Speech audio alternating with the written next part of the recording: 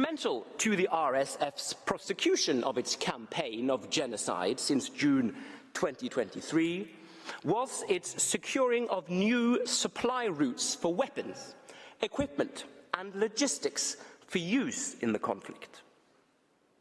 As a result, the RSF was now able to use several types of weapons, several types of heavy and sophisticated weapons, and these played a major role in its capture of El Jeninna. In January 2024, the UN Security Council's panel of experts on the Sudan, whose members had been appointed by a composition of the Security Council, which included the UAE itself, reported that the RSF's main supply route for arms is through eastern Chad, which borders West Darfur. The panel assessed allegations that a heavy rotation of cargo planes coming from Abu Dhabi International Airport to Amjaras Airport in eastern Chad, transporting weapons, ammunition, and medical equipment for the RSF, as well as the UAE's denial and assertions that its cargo planes had a purely humanitarian purpose. The panel concluded that the allegations against the UAE were credible. According to information gathered by the panel from sources in Chad and Darfur, the allegations were credible. Several sources in eastern Chad and Darfur, including among local native and administrative leaders and armed groups operating in those areas, reported to the panel that the UAE in September 2024 built a field hospital, emblazoned with the banner of the Red Crescent, next to the Amjaras airfield. But, tellingly, when the Red Cross sought to visit in order to understand what the UAE operation was doing under its protected banner, the officials were turned away for security reasons.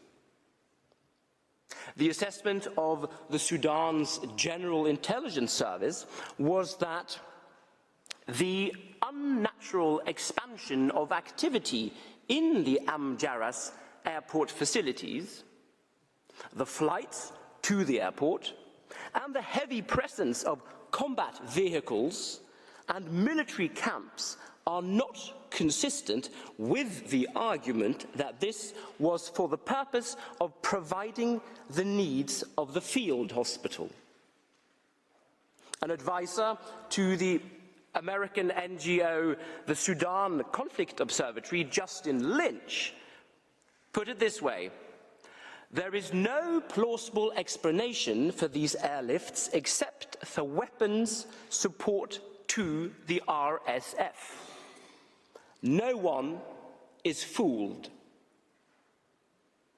Likewise, the Sudanese General Intelligence Service has concluded that the UAE's field hospital at Amjaras Airport is the primary supply and support hub for the enemy.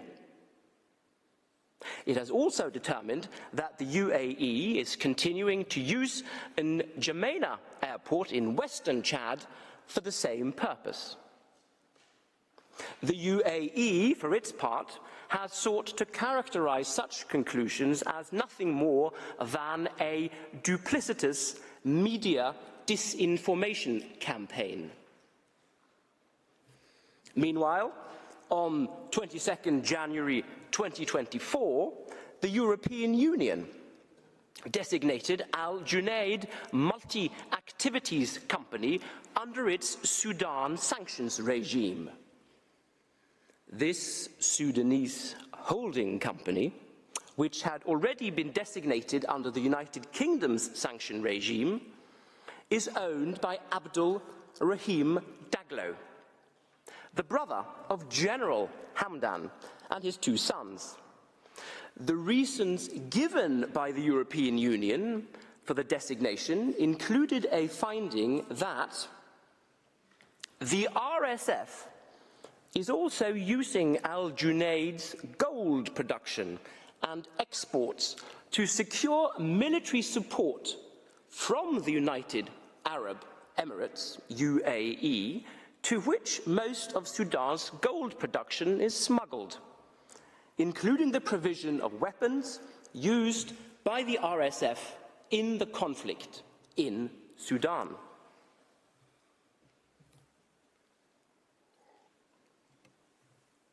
On 21 May 2024, the United Nations Special Advisor on the Prevention of Genocide briefed the Security Council in a meeting where the UAE was invited to participate.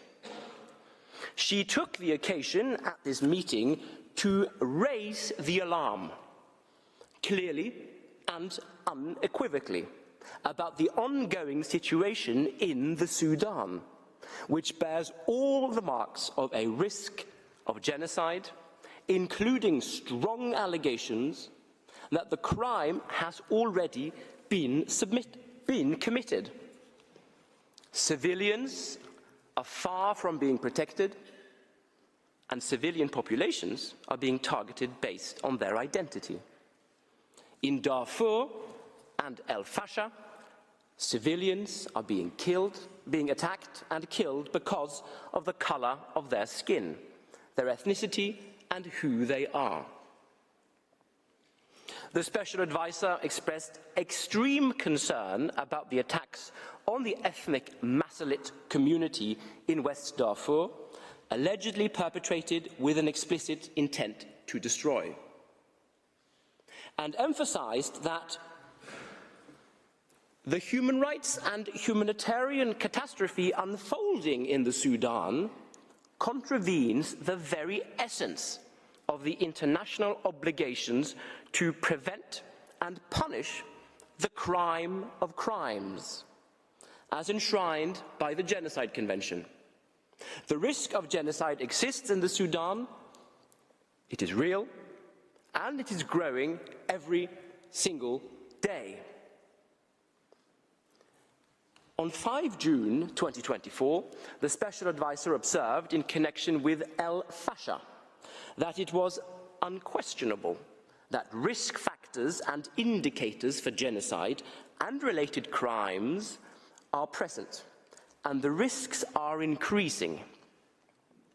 And on 20 September 2024, she expressed grave concern over reports that the RSF had breached the third defensive line around El Fasher, with one of El Fasher's ID